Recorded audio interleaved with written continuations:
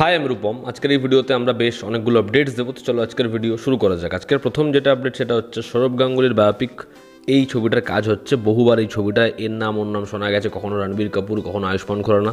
তবে এই ছবিটার ফাইনালি কাজ হচ্ছে এবং ছবি টাইটেল হতে পারে প্রিন্স অফ কলকাতা, এবং ছবিতে মুখ্য চরিত্র অভিনয় করছে রাজকুমার রাও। এরকম একটা আপডেট কয়েক মাস আগে এসেছিল এবং কনফার্ম তিনিই ছবিতে মুখ্য চরিত্র অভিনয় করছেন। দেখার রাজকুমার রাওকে দাদার চরিত্রে লাগে কেমন, সে কীরকমভাবে এই ছবিতে পারফরমেন্স দেয়, অডিয়েন্স কীরকমভাবে তার ক্যারেক্টারটাকে পছন্দ করে।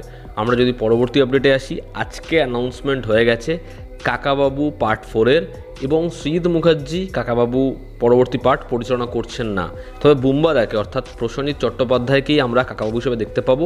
এবং এসভিএফ শুধু একাই ছবিটা প্রডিউস করবে এমন নয়, বুম্বাদা তার প্রোডাকশন হাউস এই ছবিটার সাথে কো প্রডিউসার হিসেবে যুক্ত থাকবে এবং ছবিটা পরিচালনা করবে চন্দ্রাশিস রায়। ছবির টাইটেল হচ্ছে বিজয়নগরের হিরে।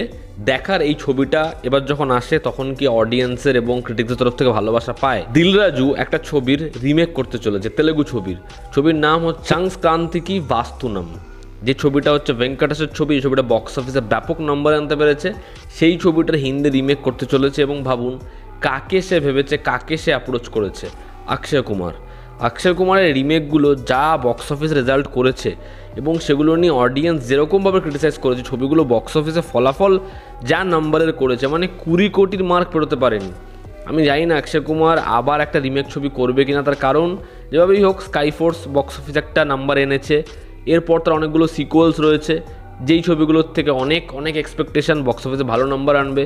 তার সবে কামব্যাক দেখা যাচ্ছে, তার মধ্যে যদি সে আবার রিমেক করে তাহলে বস আর কিছু বলার নেই। দেখার এই ছবিটা অক্ষয় কুমার যুক্ত হয় কিনা, তাকে ন্যারেশন দেবে খুব শীঘ্রই, দেখার সে এই ছবিটা রিমেক করে কিনা। আব্বাস টায়ারওয়ালা যে ডায়ালগস লিখছে ওয়ার 2-এর এবং শাহরুখ খানের পরবর্তী ছবি অর্থাৎ হচ্ছে দ্য কিং, সে কনফার্মেশন দিয়েছে যে ওয়ার 2-এর কাজ মোটামুটি কমপ্লিট হয়ে গেছে এবং ওয়ার 2-এর যেরকম যা প্ল্যানিং ছিল সেভাবেই কাজ হয়েছে।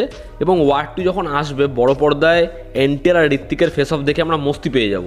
এবং সে কিং নিয়ে যে স্টেটমেন্টটা দিয়েছে, কিংয়ে শাহরুখ খানের যে ক্যারেক্টারটা, সেই চরিত্রটাকে খুব লার্জ স্কেল একটা ডন দেখানো হচ্ছে যে মেন্টর হবে সুহানা খানের ক্যারেক্টারের, এবং সুহানা খানকে সে প্রিপেয়ার করবে অভিষেক বচ্চন যে একজন ডেডলি ভিলেন তার সাথে ফেস অফ করার জন্য।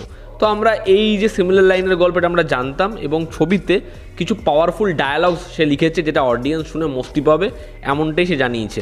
দেখার কিং এবং ওয়ার 2 যখন বক্স অফিসে আসে কি নম্বর আসতে থাকে, এবং সে জানিয়েছে যে ইন্ডিপেন্ডেন্স উইকেন্ডের সময় আসার কথা রয়েছে ওয়ার 2, এবং কিং ফ্লোরে যাবে 2025-এর মার্চ মাস থেকে, যেটা আমি আপডেট আগেই দিয়েছিলাম যে নেক্সট মান্থেই ফ্লোরে যাবে এই ছবিটা। রোলেক্সের ফ্যান্সরা খুশি হয়ে যাবে এই আপডেটের পরে।